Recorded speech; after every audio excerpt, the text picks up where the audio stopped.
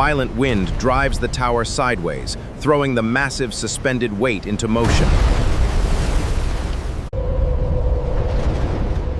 When the tower reverses, the heavy mass keeps moving, swinging against the structure. When the tower reverses, the heavy mass keeps moving, swinging against the structure. The swinging counterweight suddenly pulls its suspension cables into extreme tension. When the counterweight reverses, the loaded cables stretch, recoil, and pull it back.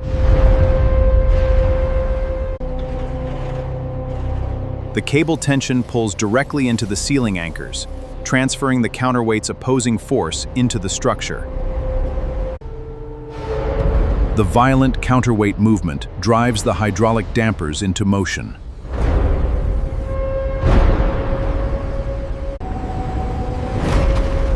The pistons force hydraulic fluid through restricted passages, resisting the counterweight's movement.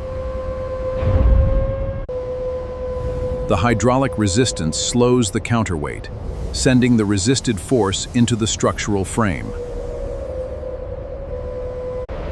The wind keeps driving the tower from side to side, repeatedly moving the suspended mass.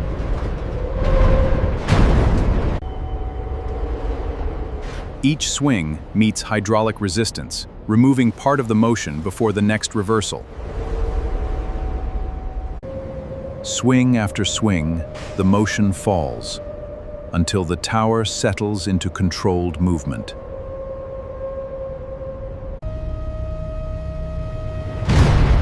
When the tower reverses direction, the suspended mass keeps moving through its momentum. The suspension system pulls the mass into its opposite swing as the tower moves back. The opposing swing develops a counteracting force, helping reduce the tower's lateral movement. The wind keeps pushing, but the tower is no longer moving freely. The suspended mass moves against the sway, while the cables and hydraulic dampers resist each reversal.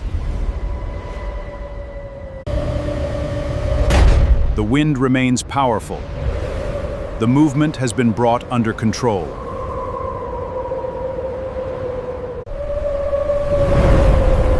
Even with the sway controlled, powerful wind still bends the tower's central core. The bending core compresses on one side and stretches on the other, creating a powerful turning force.